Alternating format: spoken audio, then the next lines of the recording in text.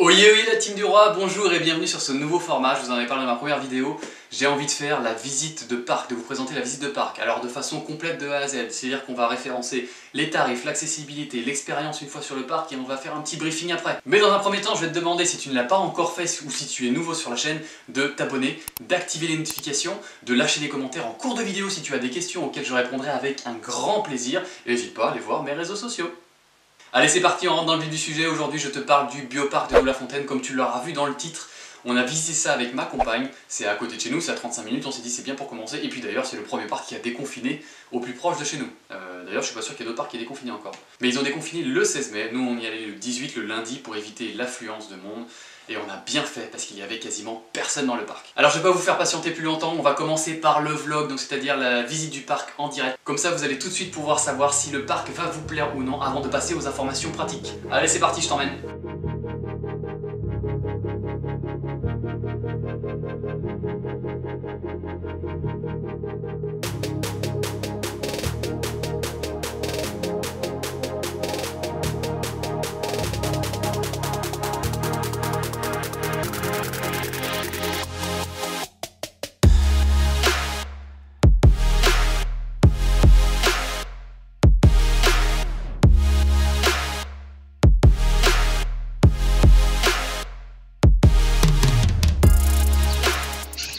Je me permets d'enlever le masque parce que là il n'y a personne autour.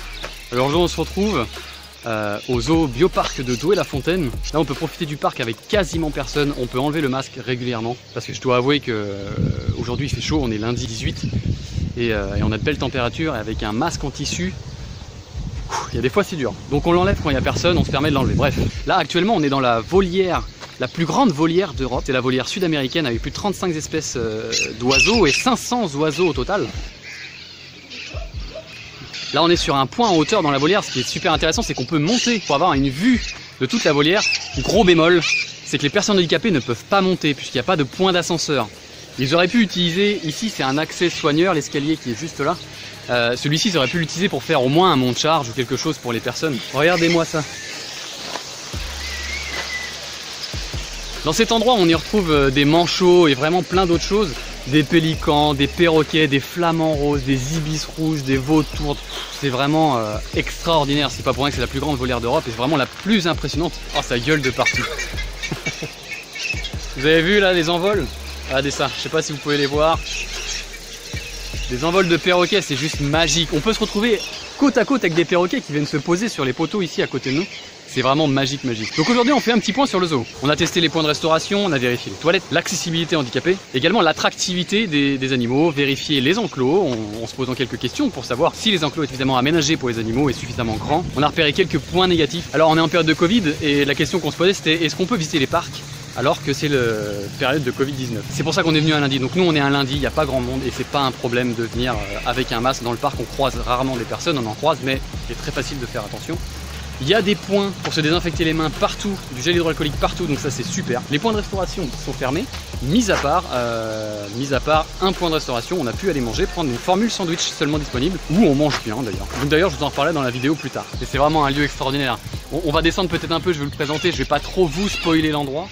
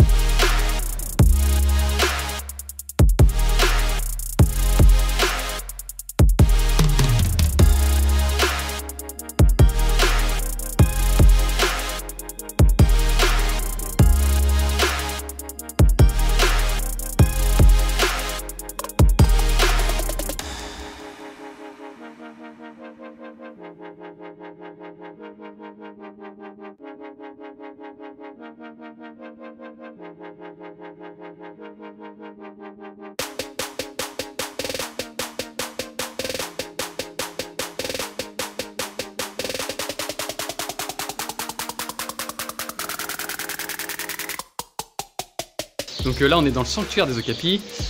J'ai pris quelques coups de soleil parce qu'aujourd'hui il fait très chaud. J'ai enlevé mon masque parce qu'il n'y a personne autour. Donc le sanctuaire des okapis c'est une autre volière, une des 3-4 volières. En tout cas c'est ici où il y a des okapis. Alors vous n'allez peut-être pas le voir là, mais au fond à droite, ici, il y en a un et puis il y en a un qui est aussi de l'autre côté là-bas.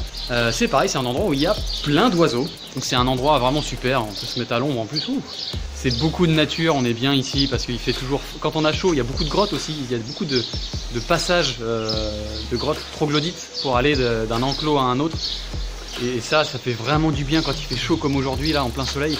Parce qu'il fait frais, donc ça permet de se rafraîchir un petit peu. Il y a pas mal d'endroits à l'ombre comme ça. C'est très boisé, c'est très vert, donc il y a aussi beaucoup d'endroits où se mettre à l'ombre. Donc ça c'est vraiment super. Donc on peut bien profiter. Il fait beau, on n'a personne, donc on est vraiment tranquille. Je pense que vraiment il faut venir en semaine quand on veut aller visiter les parcs en ce moment. Plutôt prendre un petit jour de congé et venir en semaine parce que les week-ends ça doit être plein. Et il y a quand même des gens qui finissent par enlever leur masque même s'il y a des gens autour d'eux. Et ça c'est vraiment pas terrible. Donc moi je vous invite à venir pour le moment. Et puis après on fera un petit débrief dans le studio pour voir ce qu'on en pense de A à Z.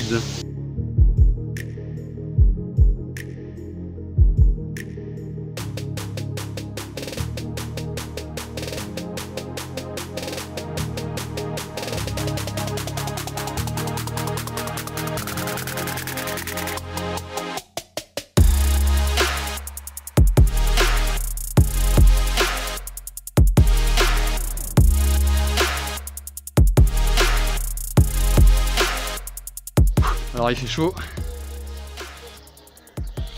Petit fusti, ça fait du bien. Alors on va se poser à un endroit. C'est le restaurant phare du parc qui est tout derrière. Alors là évidemment il est fermé, il n'y a que le snack bar qui est ouvert. Mais en temps normal vous pouvez aller commander tout un tas de plats ici. Sur des places qui sont ici et vous voyez, collés aux girafes. Et on peut aller manger des grillades aussi, pour ceux qui mangent de la viande évidemment. Et vous allez voir à quel point c'est super sympa quand on vient là. Quand on va manger plutôt tôt, si on va pas aux heures où tout le monde va, donc c'est-à-dire entre midi et 13h, si on y va plutôt vers 11h30, on peut avoir des places qui sont juste derrière ici, et en fait on est collé aux girafes. Et ça c'est juste, c'est super quoi, vraiment. On est à l'ombre, vous voyez, par les grandes tonnelles. On est à l'ombre, on grille pas, on est vraiment bien. C'est bon, franchement, j'y ai déjà mangé et c'était très bon.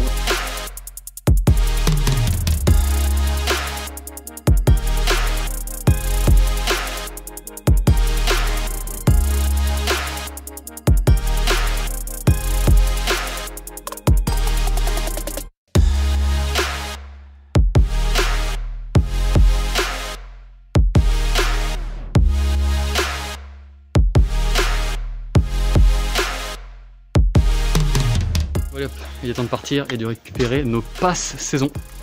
Passage obligé à la boutique. Là j'en connais une là qui a envie de tout acheter. Et en plus ici on trouve des sculptures assez incroyables, comme ça. Pour la modique somme de...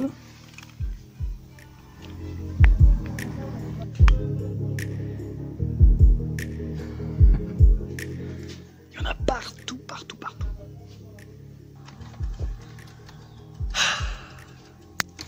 On peut l'enlever. On va faire un quintet. Sérieux? Ouais. Ils se sont trompés sur mon prénom, ils ont mis Florian avec un T. Bon, c'est pas grave. Le nom est bon quoi. En tout cas, on a le petit pass. Bon bah maintenant, retour à la maison, retour au studio parce que y a pas mal de petits débriefings à faire, il y a pas mal de choses à dire. Des bonnes et quelques mauvaises quand même, il faut l'avouer. Et voilà, nous voilà de retour à la maison. Maintenant, on va parler des informations pratiques. Si t'es toujours là, c'est que le parc t'a plu, donc c'est que maintenant tu vas en savoir plus sur le reste des informations, combien ça va te coûter, si c'est accessible, les restaurants, etc. On en parle maintenant. Alors, comment j'ai fait pour évaluer le parc? J'ai établi une petite grille de notation, une note sur 20, avec différents éléments. On a notamment les informations sur le parc qui recense, c'est-à-dire comment on trouve les informations et sur quel format. Donc sur Google comme on les trouve, sur les réseaux sociaux, sur les sites web et via les partenaires. Donc déjà là je peux vous dire qu'ils communiquent plutôt bien sur toutes les informations du parc. On trouve toutes les informations sur Google, sur leur site, sur les réseaux sociaux, c'est super. Qualité du site web et des réseaux sociaux. Le site est fluide, c'est pas le site le plus moderne, mais bon, c'est un site d'information, donc c'est plutôt bien. La manipulation se fait plutôt bien. Juste un petit couac, un petit problème du X, donc l'expérience utilisateur. Quand on veut chercher les informations, on clique sur l'onglet Information Parc, et ici on a Venir au parc et Billetterie. Et en fait, moi je me suis trompé, je pensais que dans Billetterie on trouverait tous les tarifs. Et en fait, ça nous amène sur une autre page pour acheter les billets en ligne. Donc là, on n'a que deux billets différents, donc adultes et enfants. Je me suis dit, bah c'est pas possible, on propose que ça, alors qu'il y a un pass saison. Et finalement, il faut aller dans Venir au parc. Et qui là, moi, je me pensais que ça allait être comment on accède au parc, par quelle route, etc.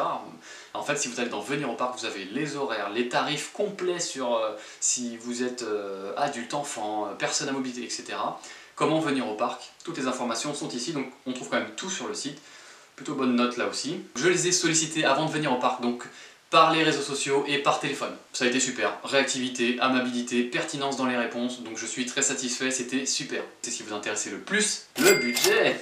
Combien coûte d'aller au parc de Douai-la-Fontaine? Déjà, il faut savoir qu'il n'y a pas de séjour là-bas. Vous pouvez pas acheter des billets de jour et ils n'ont pas leur propre hôtellerie. Parce que c'est un parc qui se visite entre 4 heures et la journée complète si vous voulez faire de façon exhaustive. Mais ils ont des partenaires avec des hôtels tout autour. Les horaires, c'est top. Pendant les vacances, après, donc de avril à août, ça ouvre à 9 h systématiquement et ça ferme entre 19 h et 19 h 30. Voilà. Bon. Amplitude classique, on va dire. L'accès au parc est super simple, c'est que de la voie rapide pour aller là-bas, en tout cas entre Angers et Saumur, c'est que de la voie rapide du 110-90, c'est très fluide comme route. Dès que vous sortez le rond-point, c'est très bien indiqué par panneau, dès que vous sortez du rond-point, vous trouvez tout de suite le parc.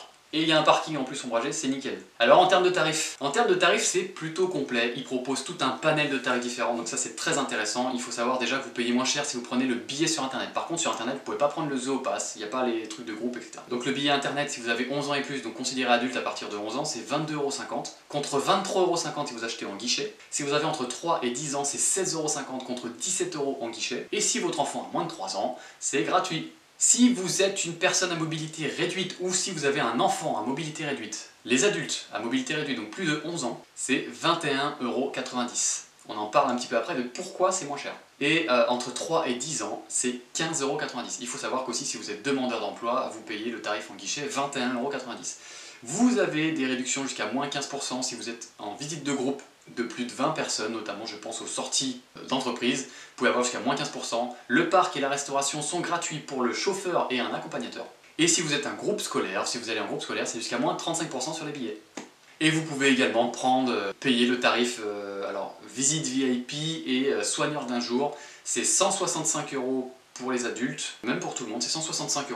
C'est un peu les tarifs, c'est un peu cher, mais ceci dit, c'est vrai que ça accapare une personne pendant 4 heures, 3 et 4 heures, je crois, c'est 3 à 4 heures. Donc ça doit être vraiment sympa, un jour je pense qu'on le fera, pour le moment c'est un petit peu hors budget. Alors pendant la visite de parc, on a repéré plein de choses, des points positifs et des points négatifs. Les points négatifs, je les ai séparés en points majeurs et en points mineurs, on va en parler. Donc les points positifs maintenant. Le parking est ombragé, ça c'est top. Ils prêtent des poussettes et des fauteuils roulants, mais pareil, par contre on peut pas les réserver à l'avance et il y en a des stocks limités. Bon, petit point peut-être négatif. Sinon, en point positif, on continue, donc on a les enclos pour les animaux qui sont super bien pensés pour les animaux et pour les visiteurs. Je pense, après avoir visité plusieurs parcs zoologiques, ça doit faire partie vraiment des parcs qui proposent les plus beaux et les plus grands espaces pour les animaux, mis à part 2 ou 3 enclos pas terribles. Les enclos pas terribles pour les animaux, c'est le loup à crinière qui est tout seul, qui a l'air de s'emmerder dans un 120 mètres carrés à peu près, franchement ça doit faire 2 fois la taille de notre appart. Et il passe son temps à tourner en rond, à s'allonger, à tourner en rond, à s'allonger, il fait vraiment mal au cœur cet animal. Et en général c'est aussi pour tout ce qui est singes. Ah ils ont pas de chimpanzés d'ailleurs, ils ont pas de grands singes à Douai-la-Fontaine. Ah ouais tiens ça c'est un peu dommage. Il n'y a pas de grands singes au parc de Douai-la-Fontaine, mais alors par contre ils ont des attelles, des gibbons, ils ont enfin plein de trucs comme ça, vous voyez bien. Et c'est sur des îlots, et je trouve personnellement que c'est pas assez grand pour eux. Voilà. Ils pourraient faire mieux, c'est amélioré. Moi j'ai toujours connu ces îlots-là, ça n'a jamais changé, il est peut-être temps de passer à ce nouveau projet. Il y a certains enclos, ah oui, alors si le parc est hyper boisé, ça c'est super, c'est boisé, on est souvent à l'ombre, déjà ça fait du bien, c'est paysagé, c'est super joli, et ça améliore l'immersion. Ça c'est l'immersion est très bien pensée, on a vraiment l'impression d'être dans une jungle et de voir les animaux, vraiment super. Il y a des enclos qui sont hyper impressionnants, comme je vous en ai parlé dans le petit vlog. La volière sud-américaine est juste incroyable, c'est la plus grande volière d'Europe. 1 hectare, 10 000 mètres carrés, c'est l'équivalent d'un terrain de football de 120 par 90. Incroyable. Le cratère des carnivores, une nouveauté de cette année qui est, pareil, super bien fait. Vous voyez, par exemple, pour les guépards, ils ont prévu une piste de course, carrément, pour qu'ils puissent courir. Quel parc animalier fait ça? Vous avez différents points de restauration, je crois qu'il y en a 3, j'en ai recensé 3, donc il y a le restaurant principal qui est vraiment super parce qu'on mange à côté des girafes. Là c'est un restaurant complet avec menu abordable en termes de tarifs. Par contre, gros point négatif de ce restaurant, c'est que si vous êtes une personne à mobilité réduite, en fauteuil roulant, vous avez du mal à descendre les marches, eh bien il faut vous faire aider pour aller au plus proche des girafes parce que pour aller vraiment au bord de la clôture, il faut passer des marches. Et ça c'est un gros point négatif, ou alors j'ai manqué peut-être un accès handicapé derrière, mais je ne crois pas l'avoir vu. Donc ça doit être un gros point négatif. D'ailleurs dans la volière sud-américaine c'est pareil, on peut monter en hauteur comme je vous l'ai dit. Gros problème, j'en ai parlé dans le vlog, pas d'accès pour les personnes à mobilité réduite. Gros dommage, vraiment vraiment dommage. Il y a un petit snack qui est sympa, qui propose des formules sandwich, burger, etc. Point négatif, pour les snacks, prenez un sandwich ou un burger végétarien. Alors déjà vous n'avez pas végétalien, vous avez végétarien. Si vous demandez si le fromage contient de la présure, les cuisiniers ne le savent pas. Il faut qu'ils aillent vérifier, donc ça veut dire que déjà les cuisiniers ne sont pas renseignés et ça donne l'impression que le parc a mis des menus végétariens juste pour faire plaisir à un panel de visiteurs. C'est un peu dommage, je pense qu'il faudrait sensibiliser les cuisiniers parce qu'il y a de l'emmental dedans et dans 90 voire 98% des fromages, il y a de la présure. Et la présure, c'est ce qu'on prélève, c'est une enzyme qui permet de faire coaguler le fromage qu'on prélève dans l'estomac d'une vache et on est obligé de tuer la vache pour ça. Donc c'est pas végétarien du tout quoi. Ça c'est un peu dommage, à revoir. Peut-être bien préciser, fromage convient aux végétariens, ça c'est très important. Rien pour les végétaliens, je vous disais, sauf dans le restaurant où là vous pouvez prendre un menu avec un steak végétal. Le personnel est super gentil, en tout cas on y est allé, il n'y avait pas foule et le personnel est super gentil. On a même vu des soigneurs, j'ai pu leur poser des questions et ils sont super abordables, ils sont super gentils, donc ça c'est vraiment un gros point positif. Il y a beaucoup de coins frais là-bas. Bah oui, parce qu'en fait c'est un zoo qui a été construit sur une carrière de faluns. Et donc il y a beaucoup de grottes troglodytes. On passe dans de longs tunnels troglodytes. Il y a plein de grottes troglodytes. C'est super parce qu'il fait toujours frais. Quand il fait chaud et qu'on a pris un petit coup de soleil, hop, on va se mettre au frais. Gros point négatif, c'est bourré de toiles d'araignée. Pour quelqu'un qui est arachnophobe comme ma compagne, le parc pour ça, il mérite un gros effort, c'est un gros point négatif. Même lorsque l'on va, alors déjà il faut passer les grottes qui sont pas forcément hautes avec des toiles d'araignée partout, mais vraiment partout. Même quelqu'un qui n'est pas arachnophobe, bon, on n'est pas à l'aise. Mais là où c'est le pire, c'est lorsque on est sur les spots pour voir les animaux, donc vous savez, devant les vitres, devant les grillages, souvent il y a des petites corniches en bois, anti-reflet ou anti-soleil, bourrées de toiles d'araignée. Alors ma compagne qui est arachnophobe, elle vient pas devant ces endroits-là, c'est dommage, ça mérite juste un coup de balai de temps en temps, voilà. Et puis le parc est très investi dans la conservation de la nature et des animaux et dans la réintroduction d'animaux sauvages. Et ça c'est un point qui est super important je trouve pour un parc animalier. Qu'est-ce qu'on pourrait parler d'autre de points négatifs? Le vivarium. Mais le vivarium du parc il est pourri, mais alors de chez pourri. Je crois qu'on peut pas dire, c'est le terme, c'est pourri, c'est même pas à voir, faut même pas rentrer. Déjà on rentre dans une grotte, c'est humide, c'est sombre, ça sent l'humidité. On voit rien à travers les vitres, c'est plein de flotte sur les vitres. Les vivariums sont pas bien pensés pour ça. Donc non. Le vivarium est complètement à revoir, Vraiment, petit point négatif supplémentaire, il n'y a aucun spectacle. Parce qu'ils n'ont pas de grands animaux, ils sont pas pour les ours polaires, ils sont pas pour les éléphants ni les otaries. Je suis plutôt d'accord avec ça, c'est des animaux qui demandent de très grands espaces et qui parcourent beaucoup de kilomètres à la journée. Donc les mettre dans un parc zoologique c'est pas top. Par contre en termes d'expérience visiteur, on attend quand même à avoir un petit peu de spectacle. Ils pourraient au moins faire un spectacle avec les oiseaux. Ils le font pas, il n'y a pas de spectacle, ça c'est un peu dommage. Donc c'est vraiment un parc de visite. La boutique, quand on a fini la visite, est un petit peu vieillotte. Moi je la trouve super sympa, mais c'est vrai qu'en y regardant bien, ça fait un peu vieux, un peu poussiéreux, sombre. Bon, ça mériterait un petit coup de jeune quoi. Voilà, on a fait un petit tour de points négatifs et positifs. Alors quelle note j'ai mis au parc de Douai-la-Fontaine? Alors je lui ai quand même mis un 16 sur 20. Comme je vous disais, la visite sur... Enfin non, je vous l'avais pas dit, mais d'ailleurs, la visite sur place, le cadre visite sur place, donc l'accueil, l'expérience, la restauration et les toilettes. Ah oui, les toilettes sont propres. On y est allé hors période de foule. Enfin, en tout cas, les toilettes sont propres. Mais du coup, la visite sur place compte pour la moitié des points, donc 10 points. Et je lui ai mis 8 sur 10 pour la visite de parc, parce qu'il manque les grands animaux, il n'y a pas de spectacle. Les toiles d'araignée, voilà, c'est plutôt correct hein, quand même, un 16 sur 20, c'est quand même un bon parc. Nous, personnellement, on a pris le pass saison, parce que c'est le parc le plus proche, le parc zoologique le plus proche. Moi, j'adore observer les animaux, et c'est un parc où on se sent vraiment dans la nature avec les animaux, donc je pense qu'on y retournera plusieurs fois dans l'année. Voilà, c'est fini pour aujourd'hui, j'espère que ce format vous a plu, j'espère que ça vous a été utile et que vous avez eu toutes les informations que vous vouliez. N'hésitez pas à me mettre dans les commentaires si vous imaginez d'autres informations que je pourrais rajouter, des choses que vous demandez, vous dites tiens ça, est-ce qu'il y a ça, est-ce qu'on peut faire ça, etc. Posez-moi les questions, je vous répondrai en commentaire si je peux et j'y penserai à le mettre dans les prochaines vidéos. Si vous avez aimé ce format, lâchez un petit pouce bleu, ça soutient mon travail, ça fait du bien. Abonnez-vous si ce n'est pas encore fait, activez les notifications, lâchez des commentaires, et puis allez voir mes réseaux sociaux, je lâche beaucoup d'informations dessus. Merci encore une fois, alors je vous dis à la semaine prochaine pour une nouvelle vidéo ou à tout de suite sur les réseaux sociaux.